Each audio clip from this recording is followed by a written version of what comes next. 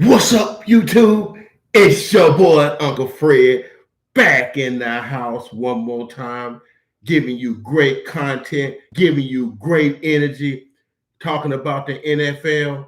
Go ahead and hit that like, comment, and subscribe.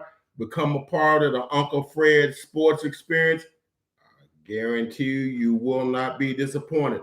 I put my money and my reputation on it.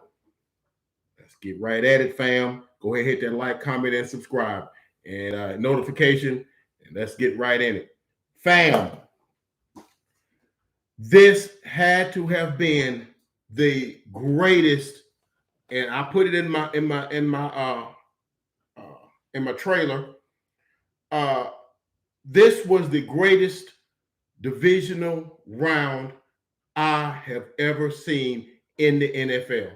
Now, your boy Uncle Fred been around for a minute, but Uncle Fred, just north of 50, been watching football to know what it is and what's going on, probably about 42, 43 years.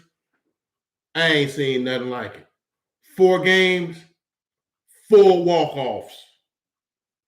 It don't get no better than that. One of them, I think, was Hollywood scripted, and we'll get to that in a little bit. But let's just go ahead and get this thing out, get this thing started, man. Man, if you don't love the NFL after seeing what we saw this weekend, man, you better check your pulse, man. Something wrong with you, man. Something wrong with you, man. Oh, is he alive? Oh, is he alive? You didn't like this weekend in the NFL. I don't care who you pull for. My team, we've been out of it. We out of it. We ain't got a dog in the fight, but I like good football. And so what I saw this weekend, even though, my team gone and it's out and they in off-season mode, got coaching searches and whatever that's on the horizon possibly, and coaches going to checking for other jobs and possibly offensive, defensive coordinators. They're talking about coaches that's at other teams possibly being their coach and all that stuff. But what's on the field that happened this weekend, dude, that's why I say the NFL is the best thing. It's the best thing, man. It's the best thing. And that's the gift that keeps on giving, man. It's fantastic. Let's get into it. Game number 1, Saturday, about 3 o'clock in the afternoon. Cincinnati Bengals. I call them kind of the Cinderella Cincinnati Bengals at the Tennessee Titans, the number 1 seed, the rested and ready Tennessee Titans, sporting a 12-5 record at Nissan Stadium. Let's get at it. Well, we know Tennessee gets the ball first, and I'll be dadgum if my boy Tannehill don't throw a pick. Dude, what is you doing? I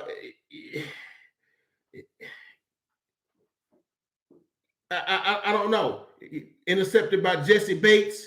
Think he was going for Julio Jones and got picked off. Cincinnati promptly goes 38 yards, 22 yards, 6 plays, 250, 38-yard field goal. McPherson, 3-0. Okay? Tennessee punts. All right? And then, towards the end of the quarter, Cincinnati goes 61 yards and 6 plays with a 45-yard field goal by McPherson, and it's 6-0. Now, as the second quarter starts, Tennessee kind of shakes the rust off a little bit. They go almost the length of the field. They go 84 yards, 9 plays, 5-yard touchdown run by Derrick Henry in Wildcat formation. Changed it up, took the snap, fake, went back to the left, plowed into the end zone. That's my boy Derrick Henry. And just like that, and then they got some sort of penalty by Cincinnati. So they got the option. I kind of don't like that because teams always think, well, we can get the ball from the 2. We'll just go ahead and run a play instead of kicking the extra point. So they try to play from the 3-yard line. It don't work. And it's 6-6. At least you got a tie. And from the most part, it was a bunch of punts, some good defense, and sacks. Cincinnati, you might want to get y'all's offensive line fixed before you get your boy killed.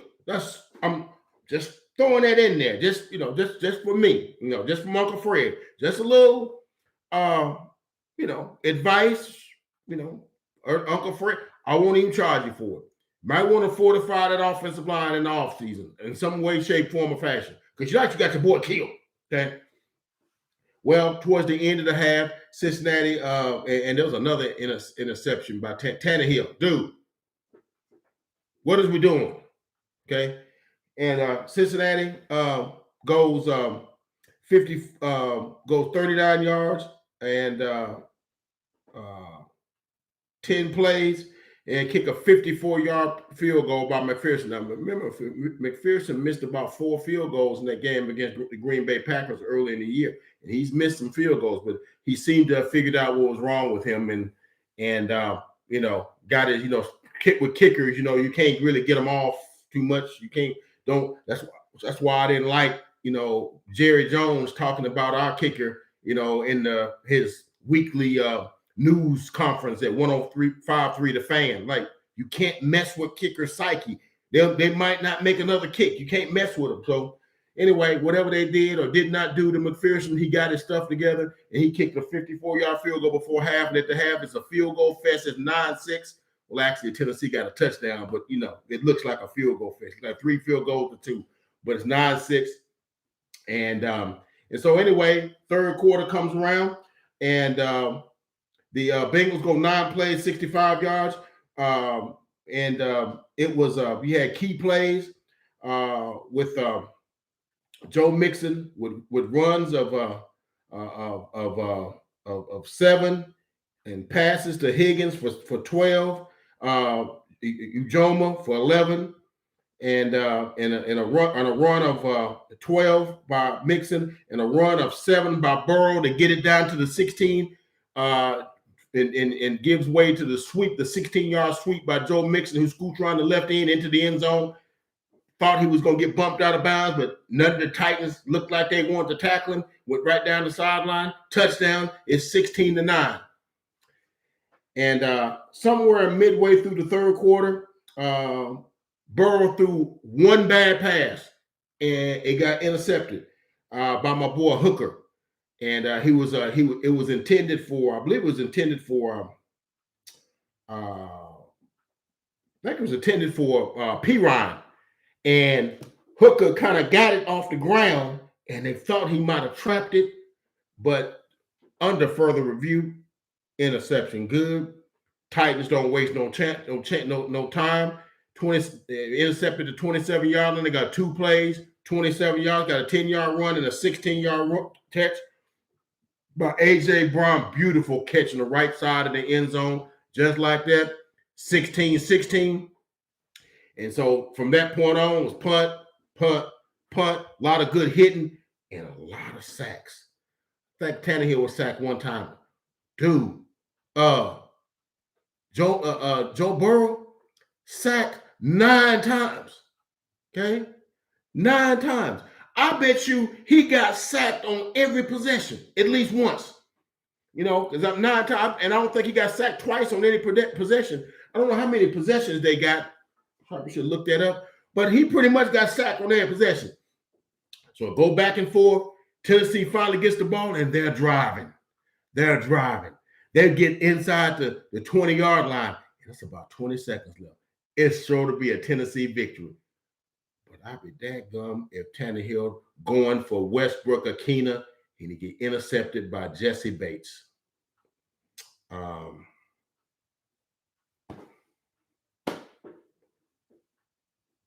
What the heck, man? It's 20 seconds left in the game. All you got to do is run the freaking football and kick a field goal. Game's over. It's 16-16. They kick it, but they turn it over. Tannehill's 3rd interception for the day. Now, it did get tipped up and whatnot, but then when it's close like that, throw that thing in the dirt.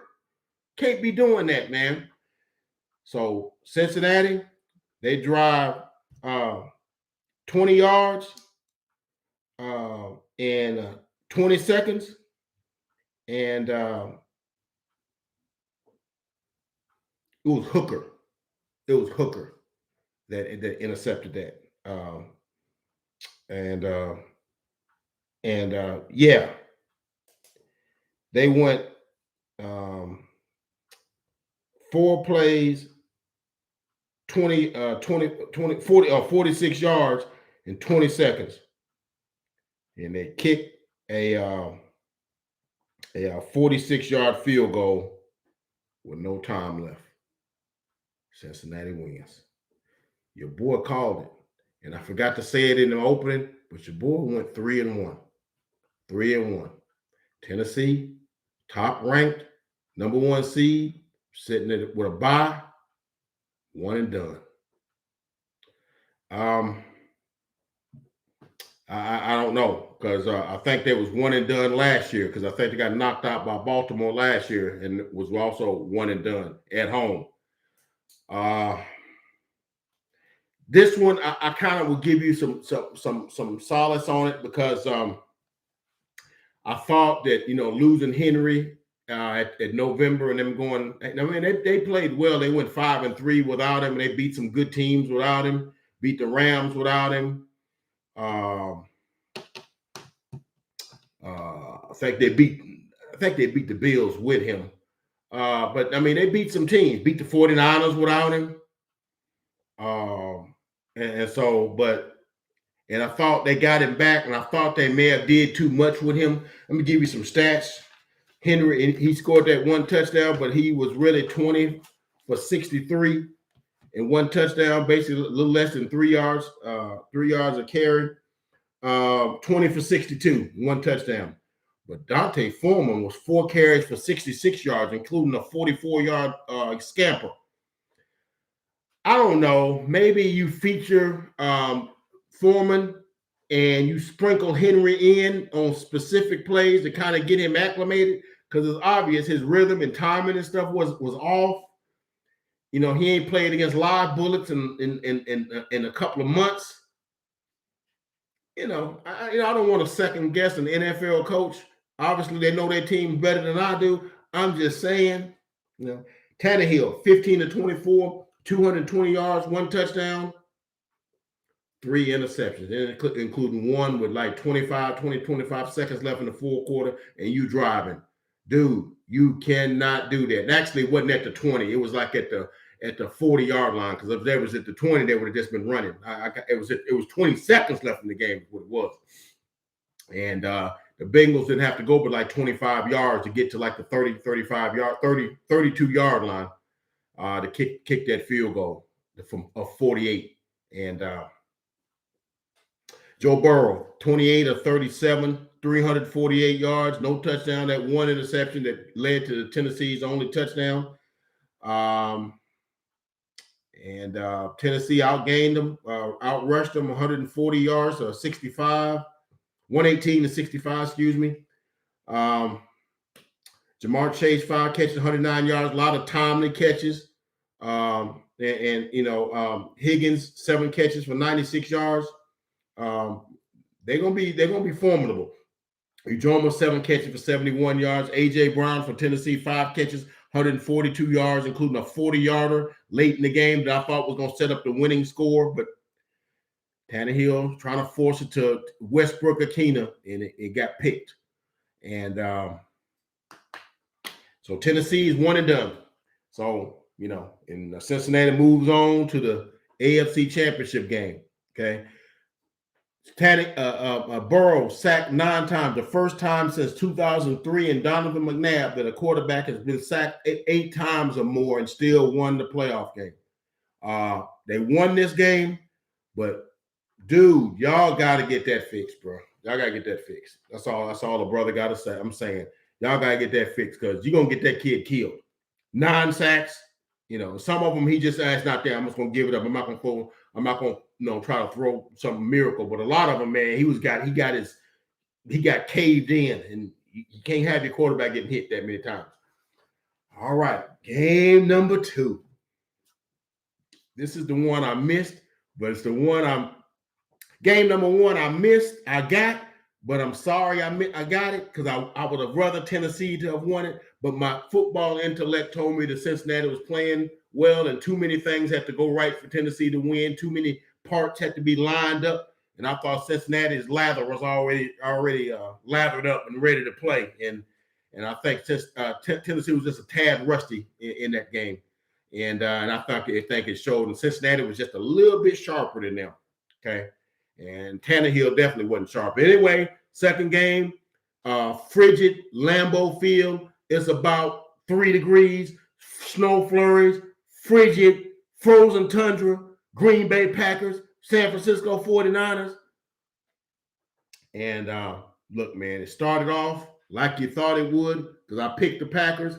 I would have liked to have seen Green Bay win it because I think, Rodgers kicking up way too much noise. I'll make no mistake. I make no secret about, not the biggest Aaron Rodgers fan. I think he's too much baggage, it's too much, the wagon chatters too loud for me. I like my wagons quiet and just perform.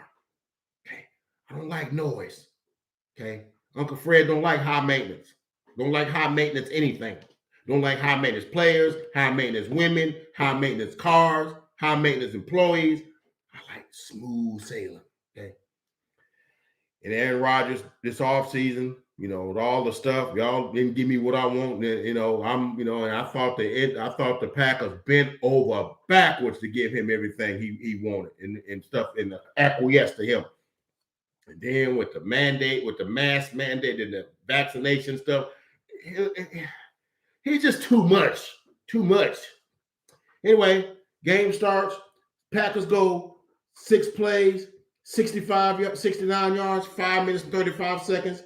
A.J. Dillon off left tackle, plows into the end zone, touchdown, first drive of the game, just like that, 7-0 Packers. And I'm like, yeah, it's going to be like that. And then the San Francisco 49ers just couldn't get out of the park. Man, y'all realize, I'm going to tell you something. I don't know if Jimmy Garoppolo was having issues with the weather, but I think it was his players because there was a couple of plays early in the game. I know he hit Kittle early. He bobbled it around. It was like a 40-yard catch. Bobbled it around. Debo dropped one, and I think Jennings dropped one, and Ayuk dropped one and fumbled one, but they later turned it over. And as a result of that, Garoppolo didn't have a completion in the first quarter. He was like 0 for 6, no yards, and been sacked like 3 times. 2 times, 3 times, something like that. And Green Bay's nursing a 7-0 lead, but they not worried because it ain't like Green Bay, San Francisco can move the football. They could. I mean, don't get me wrong. Playing in Green Bay in January, dude, that's a different beast. All right. And it just seemed like that they was having problems adjusting to that. But I will hand it to the San Francisco defense. On that first drive, Green Bay went right down the field. Devontae Adams looked like he was going to have a 13, 14, 15 catch fest because he caught passes of 14, 10, and 11 yards on that drive on their way to that 69-yard, 10-play drive. And but rest of the half, 3 plays, 5 plays, punt. 3 plays, 5 plays, punt. Now, right before halftime, they San Francisco, and I thought this was going to be the straw that broke the camel's back. Right before halftime, the 49ers go 40 yards, 60 yards on 11 plays. And they go, at 6:41 of the second quarter, they drove 11 plays, 58 yards. They went to Debo, passing to Elijah Mitchell, runs by Elijah Mitchell, passes to Kittle. And they had 1st and goal from the 19. And, then they got a penalty on Trent Williams for holding. It was 1st and goal from the 9. And that pushed it back to the 19. And on 1st and goal from the 19, they flushed Jimmy out to the left, out to the right. Throw the ball away. He tried to force it in the end zone to the corner of the end zone, gets picked off.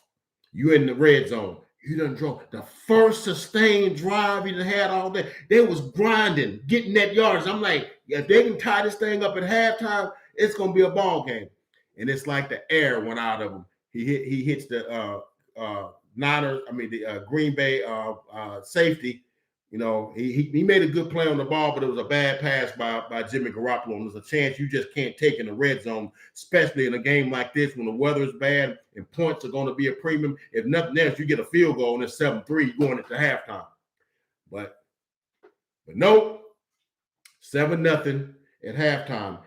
Incidentally, Green Bay had a fumble in the second quarter too. A 23-yard drive, 33-yard drives, and Aaron Rodgers hit my man Mercedes Lewis, and he got hit and fumbled. But the 49ers couldn't do nothing with it. They ended up punting. So, like I said, it was a series of punts and all this stuff. So it ended up being 7-0. And they had a field goal blocked too. The Packers had a field goal blocked. Special teams would figure big in this game. Special teams. People always talk about the three parts of the game: the offense, the defense, and the special teams. And many times, you don't spend a whole lot of time on special teams. But in a game like this, the weather is bad and all this kind of stuff, and points are hard to come by, man, if you can get a special teams play, man, that's going to be huge. So it's 7-0 at halftime.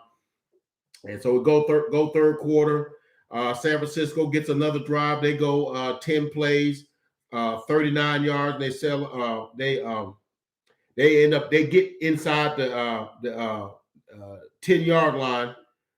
Again to the 3-yard line, and I thought it was a bogus call on Elijah Mitchell because he busted off to the right, stiff armed the defender, the Green Bay defender, and got down to the 3-yard line where I thought it was gonna be 1st and goal, but I seen a flag and I'm like, what did they call it? Holding? No, they called him for a hands to the face mask. That's a personal foul. That's a 15-yard penalty. So it goes from the and I think it happened at like the 6-yard line. So they moved from the 6 all the way back to the 21. Or the 5, all the way back to the or 6, all the way back to the 21. That's 15 yards. And they really couldn't get anything done. So they ended up settling for a 29-yard field goal, and it's 7-3. Okay. And then they from that point on, both teams combined for like 6 punts. Punts were at a premium. Good hard hitting. Weather was not conducive for a lot of explosive plays, and both defenses came to play.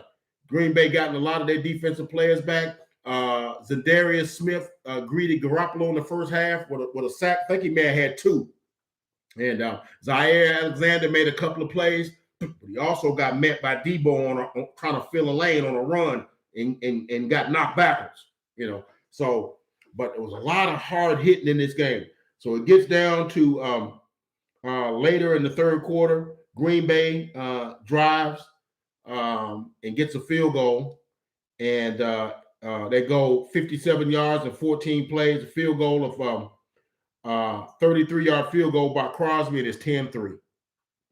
And you think then, that's probably good. They're down a touchdown. I just can't see San Francisco scoring a touchdown.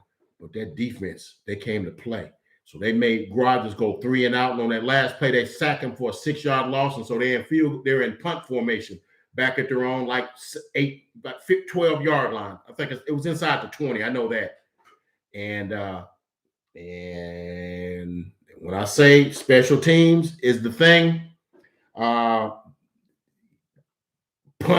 whenever you hear boom, boom, you hear the 2 thuds, and a guy rushed right up the middle, blocked the field goal, blocked the punt, and I'm going to get his name back. Talanoa Hufanga picks it up. Ball was just sitting there. He picks it up, shuffles into the end zone about 4 yards, touchdown, just like that, 10-10. With about 4 minutes and like 41 seconds left in the game, we got ourselves a ball game, okay? And I'm saying to myself, if San Francisco, if y'all defense is what they're supposed to be, now's the time I need to flex. And if Aaron Rodgers, if you the guy you supposed to be, this is when you got to make some plays. But they proceeded to go like 3 and out. And I thought Aaron Rodgers was panicking because he went to Devontae Adams along the right sideline. It was a badly thrown pass. And then he threw some crap over to the left side of him. And then on 3rd down, he went deep to Devontae Adams and was double covered when Tanyan was open right in the middle of the field for like a 12-yard gain. And it was like he had his mind set on on Devontae. And I know Devontae is the dude, and they go 3-and-out. And then the 49ers get the ball back with about 2 minutes and 3 minutes and some change left. And they go 9 plays and 44 yards and use up every bit of that 3 minutes and 20 seconds. And I'm gonna tell you exactly what they did, okay? Because I thought it was just so dramatic how it went down. First play, Garoppolo goes to who really had a rough time throwing the ball. He's pressured all day. But you know, he made plays when he had to be. He goes 12 yards to Kittle. They had 1st and 10 from the 29. He goes 12 yards to Kittle out to the 41-yard line. Then Mitchell goes off tackle 4 yards. Now it's 2nd and 6 at the 45-yard line at the 2-minute warning. 2-minute warning. They're at the 45-yard line. You know, just a little before midfield. After the 2-minute warning, it's 2nd and 6 from the 45. Garoppolo goes 14 yards to Deebo Samuel, come up big.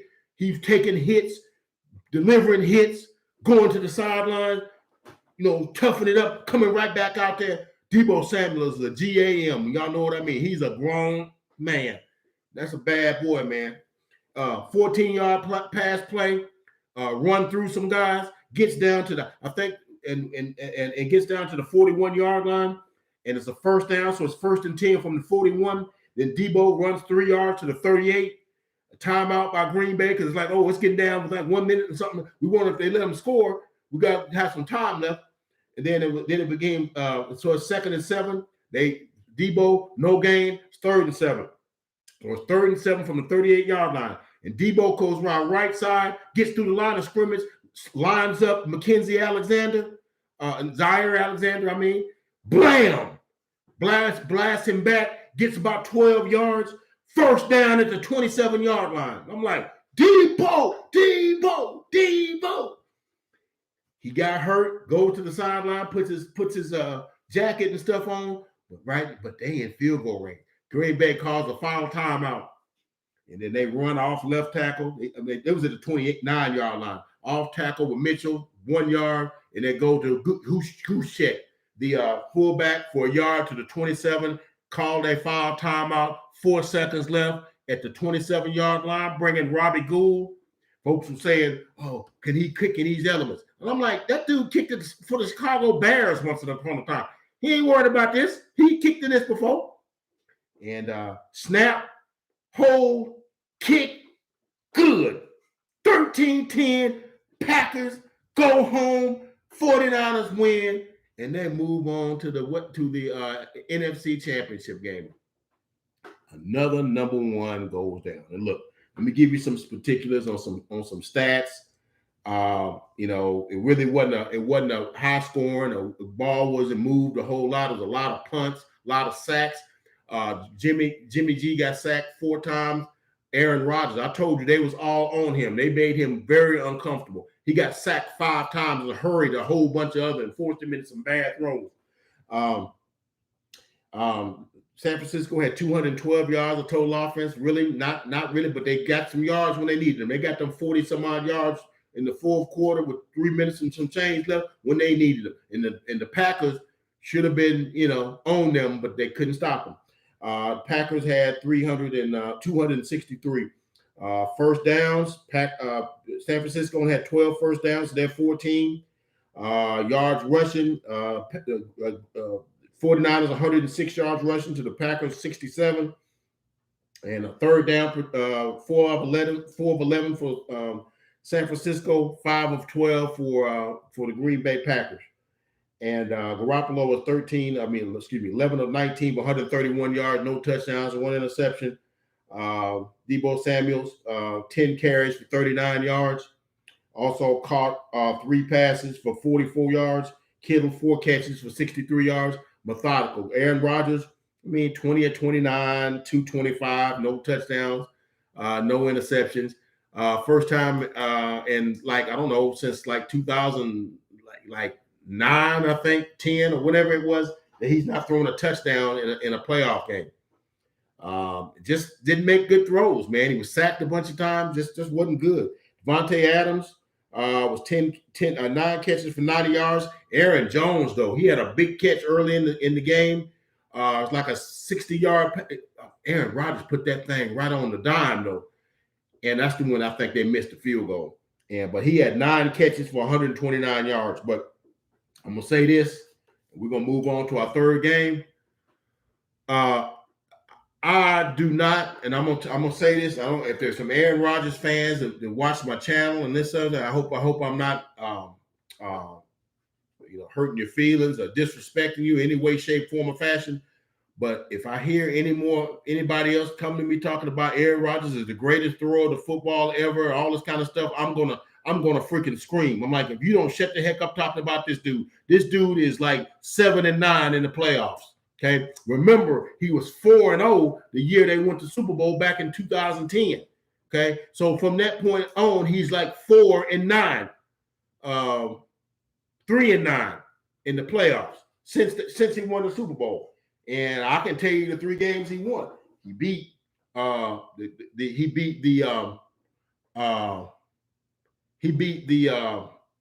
New York Giants when Odell went South Beach before the game. He beat my Cowboys the next game, and I think he beat I think the Rams last year when they had John Wolford playing quarterback, and he got hurt, and they brought in a injured what's his name? They went to the Lions. I can't think of his name. They brought him in. And so yeah, he's got 3-9. He's 1-4 in NFC Championship games. He didn't get there. He's 1 and done. And he was just sagging his sorry butt off the field after the game. And I'm like, good riddance. Get on off the field. Get the trash off the field. And I know he's a great player. I get all that. But when a player starts to make too much noise, talking, making a whole lot of saying a whole bunch of stuff, the smirkiness, you rub me the wrong way. And then when you don't perform, and I know everybody crucified Dak Prescott. He can't win the big one. He's not a good quarterback. And I had a friend of mine tell me, well, you can criticize Aaron Rodgers all he wants. He's better than Dak Prescott. I'm like, what are you saying? I mean, of course he is. Aaron Rodgers is a first ballot Hall of Famer. Dak Prescott really is a 4th rounder. Really, he was fortunate to be a starter. I think he's made a good career out of where he's at and the way he finds himself. But let's make no mistake about it. He ain't making the same throws that Aaron Rodgers makes. But for some reason, when Aaron Rodgers gets in big games, the skill and the precision goes away and he becomes erratic. And I don't know what that is. He is a 440 touchdown to like 90 interception guy in the regular season. But in the NFC Championship games, he's 9 touchdowns, 8 interceptions. Make that make sense to me. That's just like a basketball player being 95% free throw shooter, but when the game's on the line, he dumps down to like 55, 60%. There's something going on up here. So Aaron Rodgers is 1 and done. They're gone, just like my Cowboys. They're 1 and done. Number 1 seed, them, Tennessee, both gone. And we're going to the next game. Great win by the 49ers. They gritted and they grinded and gritted that game out. 49ers, man, that's a tough, hard-nosed football team. Kyle Shanahan calls a good game in between the tackles. And if you ain't ready, if you ain't got your lunch pail and hard hat ready in the trenches, Kyle Shanahan will make your life kind of hard. That's the Cowboys from last week when they punched them in the mouth. That's my boys. But moving on to now we're getting to the Hollywood. And so you got the LA Rams at the Tampa Bay Buccaneers. And defending champs, number 2 seed Tampa Bay Buccaneers coming into the game with everything to play for, knowing they can host the NFC Championship game. They can just beat the Rams. Man, but I contended because I picked the Rams that the Rams actually beat them early in the season when the Buccaneers had everybody. They had Ronald Jones. They had Leonard Fournette. They had Godwin. They had Mike Evans. They had Brown. They had Brake. They had everybody. Scotty Miller. They had everybody. Okay. And they beat them, I think it was like 30-20 or 37-20 or something like that. I can't remember what the exact score was. So I said, now, I know the Rams are down Robert Woods, but they got OBJ, and so I think that kind of makes up for it. But and the game started out like I thought. Tampa Bay gets the ball, go 3 plays punt, a lot of pressure.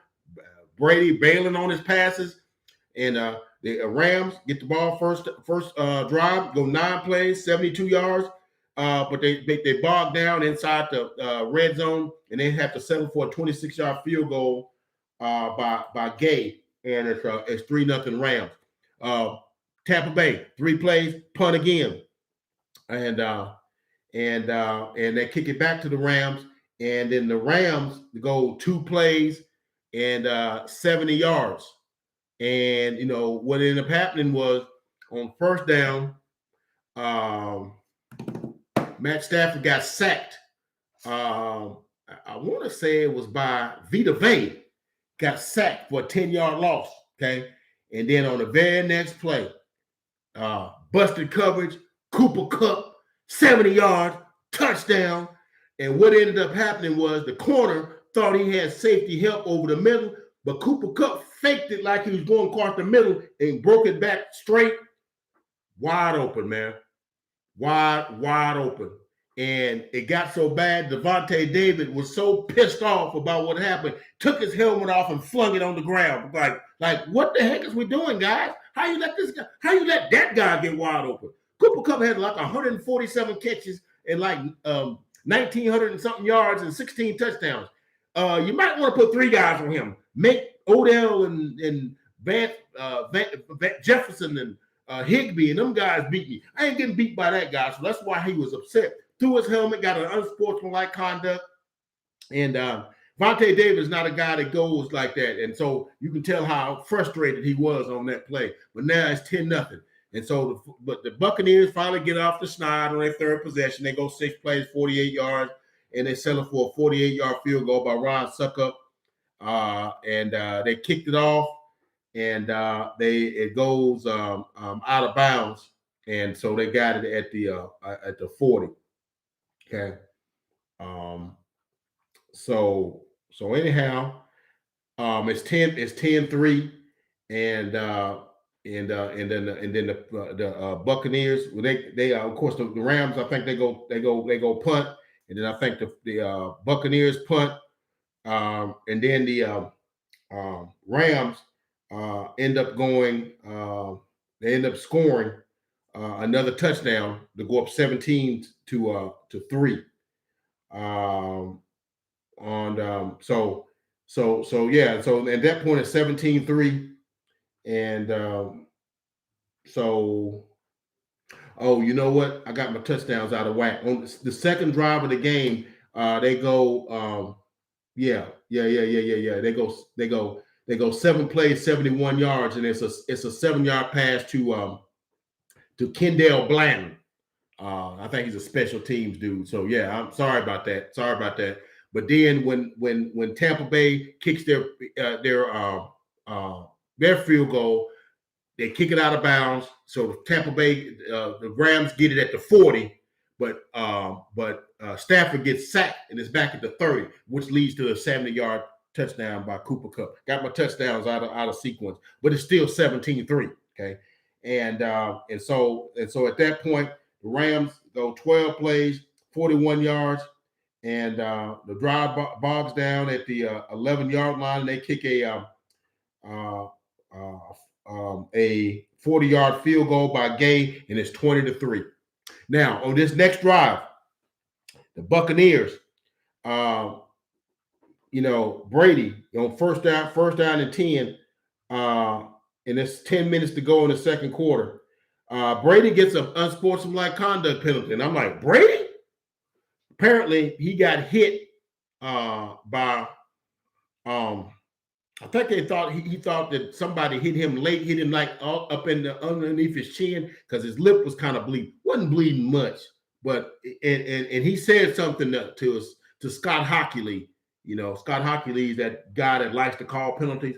And he called it. He's like, "Nah, bro, I'm calling this on you. Called unsportsmanlike conduct." It was on an 8-yard pass. He had thrown it from the 20, from the 27.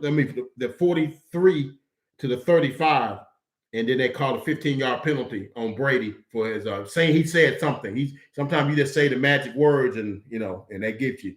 And so they moved it back to a second down and like 17. And Brady being the gamer he is, sometimes I think people make a lot out of his stuff, but that dude can put balls where you. Very next play, Leonard Fournette wheel route goes now, leaks out of the backfield, goes out and up that perfect wheel route. Brady laid that thing right over his outstretched shoulders, perfectly placed pass, first down, 19-yard pickup, and they get inside the they get inside it was perfect placement on that pass, and they get inside I think the 11-yard line, and they can't move it any further, so they settle for a field goal. The field goal gets blocked. Okay, field goal gets blocked, and so the Rams take over, and they're driving, and they punt, and then the 40, and then the 49, then the Buccaneers are driving, and Brady throws an interception. Okay. He throws an interception. He's throwing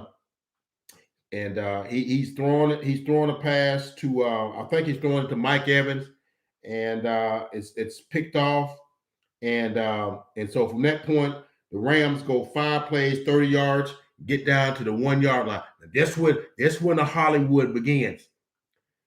You got Cam Akers going off a right tackle, gets down to the 1-yard line. He's on top of a player, and he's crawling towards the end zone. The ball comes out. I'm like, what are you doing? And that stops it because they was going for 27-3. Okay. They was going for 27-3. So let's not get the thing twisted. It was about to be 27-3. And so Tampa Bay gets the ball at their own 1-yard line, and they basically just run the clock out, and so it's 20-3 at halftime. Okay. So for me, so for me, I'm like, it's a Hollywood script, but the second half, really not a whole lot of stuff. The Rams do get a touchdown. They do get a touchdown to go up 27-3.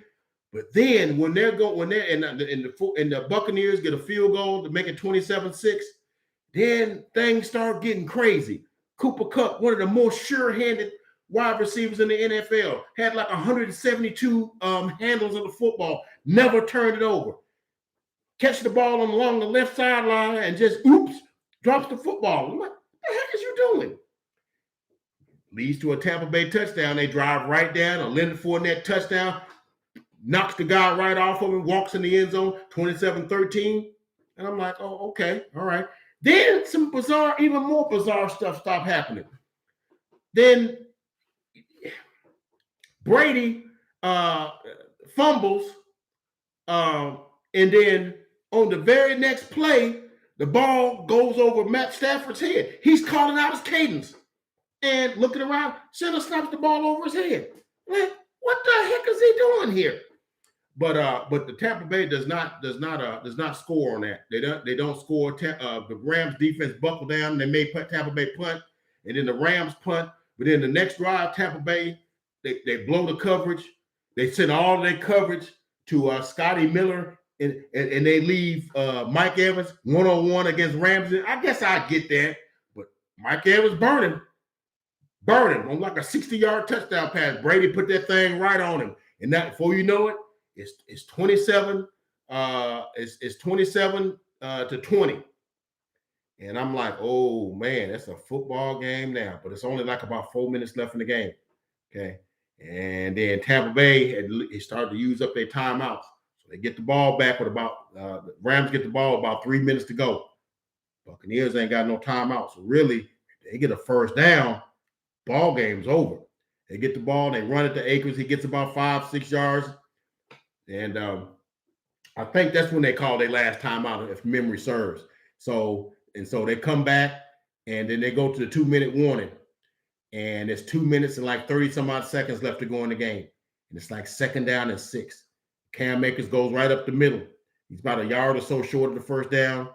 Ball comes out. And I'm thinking to myself, dude, you already done cost them 7 points earlier in the game. You might want to, wrap that up, because even if you don't do anything, it's less than 2 minutes in the game. They got no timeouts. You can't fumble the football. If you just go down, it's going to be a minute and like 25, 30 seconds before you got to snap the football again. Okay. And then if you get the first down, the ball game's over. But even if you don't get the first down, they got no timeouts. You can run the ball, run it down to like 40 seconds, 25, 30 seconds, and get a delay of game and kick it. And they got 40 seconds. They got to get a touchdown. But he fumbles it. And of course, you give Brady too many chances. You hand it on a silver platter to Brady. That's why I was like, this looks like a freaking Hollywood script. Because if it wasn't for the Rams turnovers, the fumble going into the end zone, Cooper Kupp fumbling and then Akers fumbling when he just fall down, Tampa Bay would never even got within like 3 touchdowns. Okay, but he fumbles and Brady gets him down, and they got a 4th down at the 10-yard line, and they got all them people up front to stop at like a quarterback sneak. Hands that thing off right tackle to a Fournette, speeds into the end zone, 10-yard touchdown, and that's a tie game at 27-27. And I'm sitting there like, this can't be happening. This can't be happening. All right. So they kick it off to the Rams, and the Rams get it at their I want to say it was at their 25-yard line. Cooper Kupp makes 2 plays. He makes like an 18-yard like square out, fakes the dude out, cuts to the sideline, catches it, dude falls down, goes out of bounds. Then the very next play, 2nd down at like the 40-yard line. I don't know what kind of coverage there was, but Cooper Kupp burnt them. Back pants was just smoking. Got burnt down to the 6-yard line. Now, interestingly enough, as a Cowboy fan, I'm watching that play because I know it was only like about 20 seconds left when they threw that pass. And I'm watching the play, and I'm watching all the players, the linemen, and everybody run down to where the play was. And funny thing was, the umpire that was behind, that was spotting the ball, was actually behind and facing the play. And by the time they got down there, he'd already spotted the ball. Now, funny thing, when the Cowboys lost to the Niners, when they had a play, the guy that was spotting the ball was behind them. And I've never seen that, because he had to go through the line of scrimmage to get to the football. Because I was watching to see if the guy was trailing the play to spot the football, and it wasn't that guy. So why was a guy trailing the play on our last second play, and there was like a 10-yard play, and they had like a 50, 60-yard play and got down there and got it spotted, and nobody ran into nobody. Didn't nobody even touch the referee? Ran up and spotted it, and they snapped the football and spiked it. Then Gay walks onto the field, 4 seconds left, boots it right through the upright. Field goes good. It's 30-27 Rams. And I almost said, I put this on Facebook too. I almost thought at the end of that game, I expected somebody to say, "And cut. Good job, guys." Because it was so Hollywood. They was favored by 3, and it ended up being by 3. And then you had all these odd turnovers at the most inopportune times. And I was like, what are we doing here, man? So anyhow, let me give you some particulars on here and just kind of see what we got on this here. I got the stats here. But that was the score indicated that it was a great game, but the turnovers would tell you that it really wasn't. It really wasn't. But total yards, Rams had 428 yards to the Buccaneers 359. Neither of them rushed the ball very well. Matthew Stafford was 28 out of 38 for 366, 2 touchdowns, no interceptions. Tom Brady was 30 of 54, 329, 1 touchdown, 1 interception. As far as like team stats, Buccaneers, had the ball, 28 minutes to the Rams, 34 minutes. Rams had 24 first downs to Tampa's 20. Third down conversions, Rams 4 of 11, Buccaneers 3 of 14. Not that big a deal, but the Bucs were 2 of 4 on fourth down. That's pretty good. The Rams ran 70 plays, the Bucs ran 71. Sacks. I think Brady was sacked like 4 times. Fumbles. Rams had 4 fumbles, lost all 4. 4 turnovers, and Buccaneers had 1 turnover, 4 punts. But in reality, the game wasn't close as the score would indicate. The Rams really dominated that game, but it was just some very inexplicable fumbles, inexplicable turnovers, inopportune times that kept them from scoring and kept the game close and gave Tampa Bay opportunities to score when they really didn't. I didn't think they really were good enough, but I guess they got to make the point spread be what it be so folks can make the money they're supposed to make. A little conspiracy theory thing I got going on here, but anyway, Buccaneers go home. But look, man, I'm gonna say it like this: Tampa Bay might have lost, but Brady went down like a G. I'll give him that. He went down like a warrior. I can't knock him as opposed to that other guy up in Lambeau. He went down like a G, like you're supposed to. He said, "You might take it, but you're gonna take it from my cold dead fingers." You're gonna take it from my cold dead fingers, right? So, we got to match up with the Niners. Hey man, maybe the third time's the charm. Then we're gonna get to me. I'm gonna say this, and I'm not one for hyperbole and recency bias and all that stuff. But this game might have been the best game I've seen in probably 30 or 40 years. This next game, the Buffalo Bills at the Kansas City Chiefs. And I'm not gonna go into all the thing because really the fireworks started at about, I don't know, a minute and 54 seconds to go in the game. And I think it was 26 to 21. I think it was 26-21 Chiefs. It was 23-21 and the Bills punted to Tyreek Hill, and he do what he do. He got down to the 15-yard line, and they tried some crazy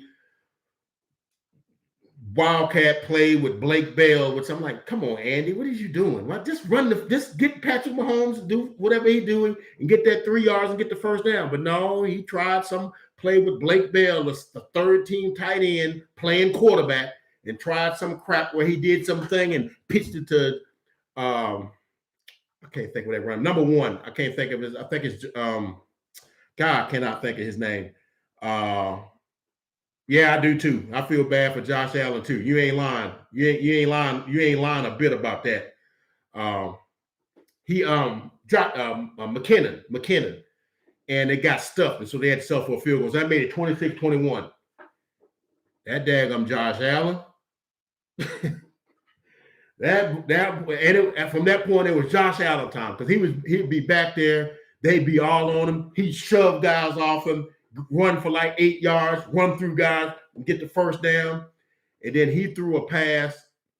I think it was 4th down and like 7, and was nobody open. And he said, "Shoot, I'm just gonna take off around the right end." And I'm of the opinion that when he gets his momentum going, you really not wanting to tackle that dude, okay? Because that dude's like 6'5", 6'6", and about 250. You really not wanting to tackle that guy, And so, a lot of them guys be making business decisions when they see big number 17 coming. They be like, you know what, man, this guy blocking me.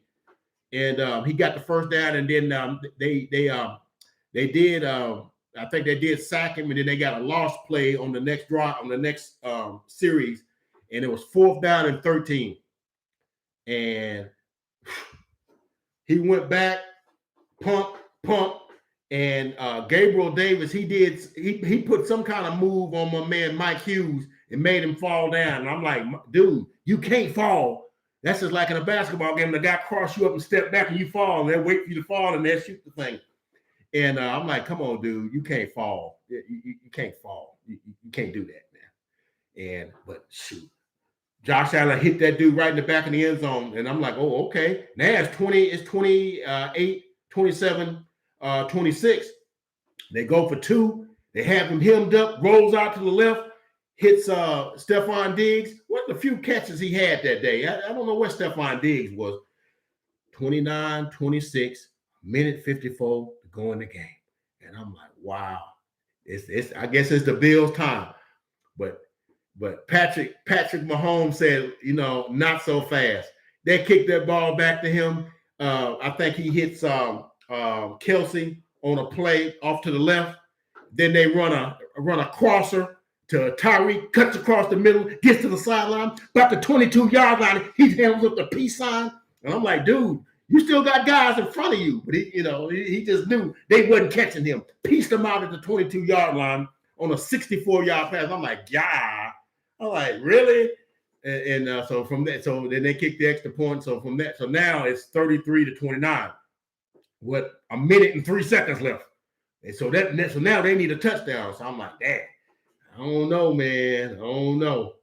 But Josh Allen was like, nah, man, I ain't came this far, for this to happen to me. So he drives down, and it's the same thing. I mean, they can't stop him. Once he gets back there and he gets his rhythm, if he can't find nobody, he's just gonna take off and run. And then one of those runs is a safety for the Chiefs to try to make a tackle. He got blasted, and I'm sitting there chuckling. I'm like, yeah, you ain't want none of that number 17 coming with full steam.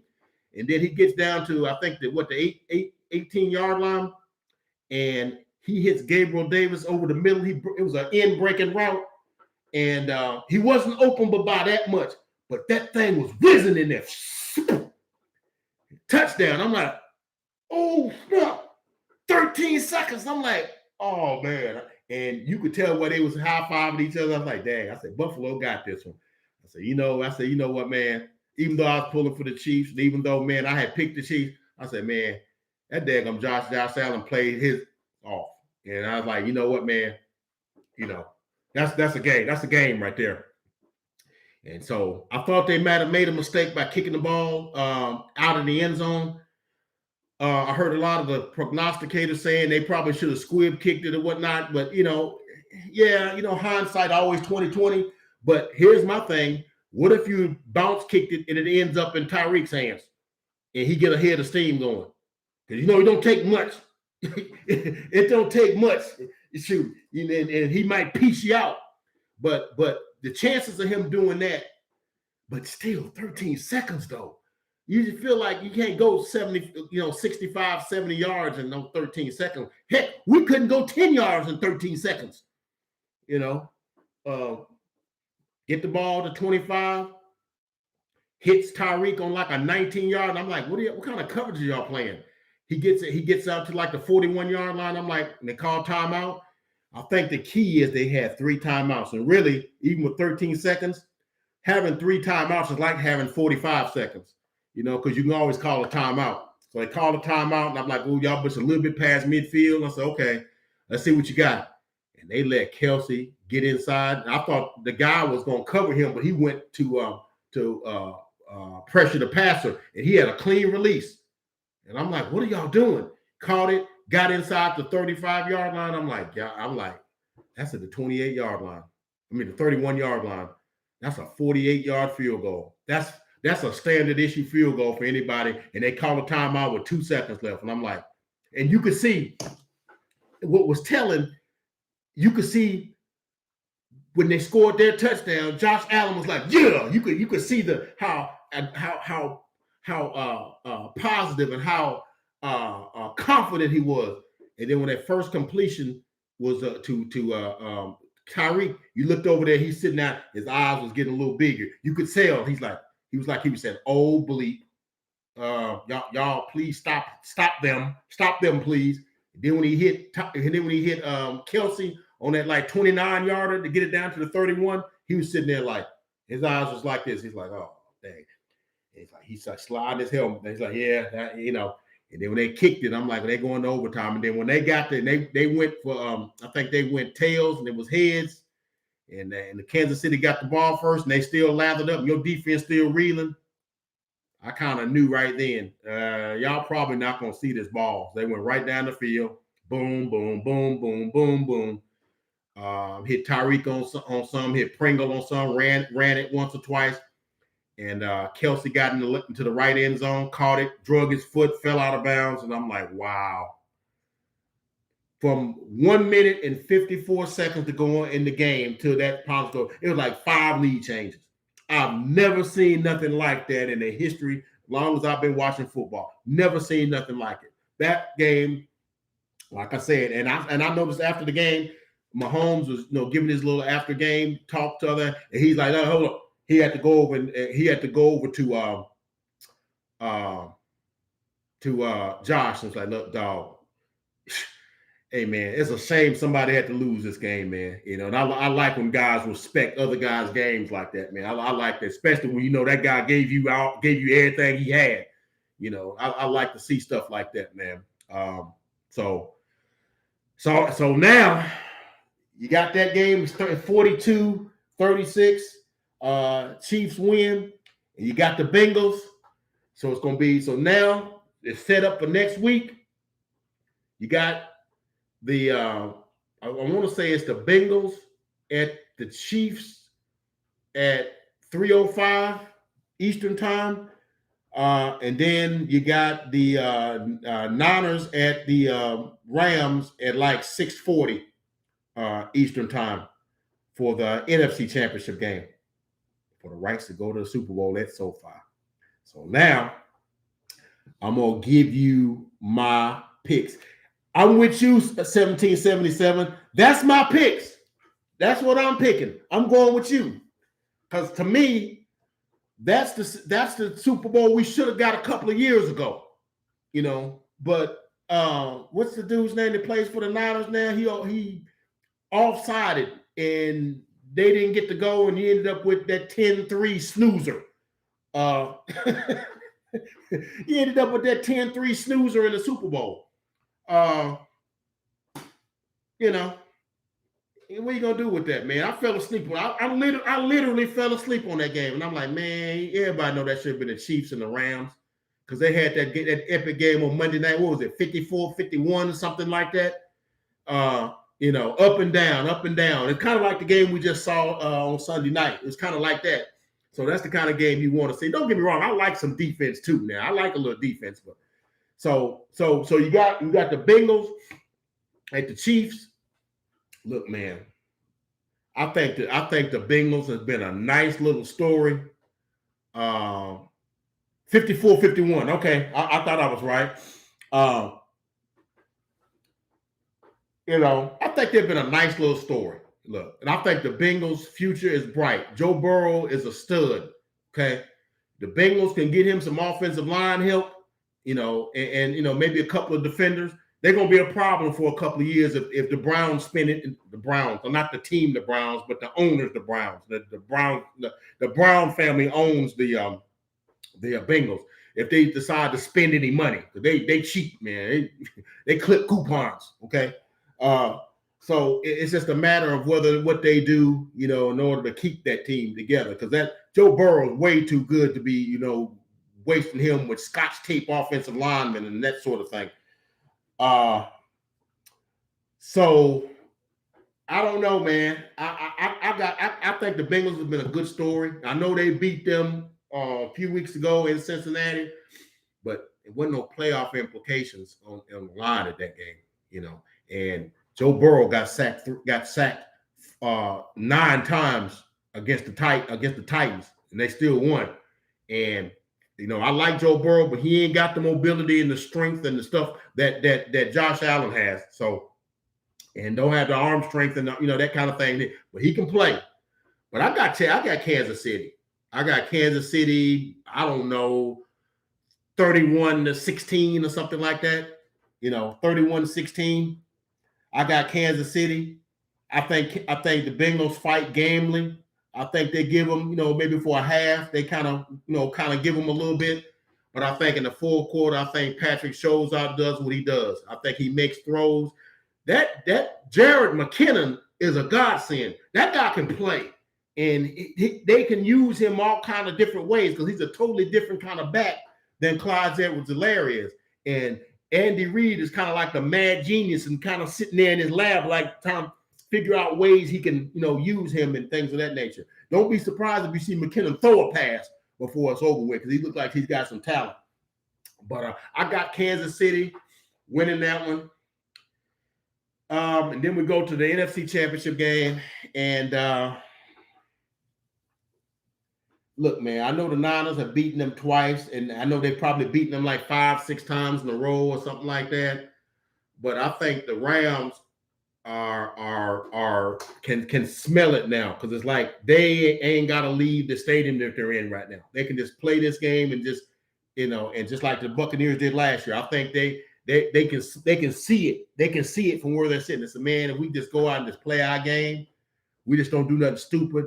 If Stafford don't throw the ball to the different colored jerseys, if he just plays a basic game, if we just stick to our cues, we're going to make Jimmy G turn it over a time or two. I think the Rams can win this game. Okay. I think the Rams can win this game. So, right. The Bengals do have a horrible offensive line. And like I've been saying, 1777, if they don't get that fixed, they're going to get that kid killed. And I believe that they'll get that kid killed. The Niners have zero passing touchdowns this playoff. No, because they did not have one against us, and they didn't have any against. Matter of fact, they only had that one touchdown. It was a block punt touchdown. So yeah, that one touchdown they had against us was I think a run by Elijah Mitchell. So there's no passing touchdown. I think he's thrown for 300 yards both games combined, and like two interceptions. So. And I think, now what the interesting matchup that I want to see Jalen Ramsey on Deebo Samuels. That's going to be worth the price of admission right there. So I think it'll be a close game too. I think it'll be close, but I think the Rams just have more talent than them. It's just bottom line. They just do. So my prediction, Uncle Fred's prediction is going to be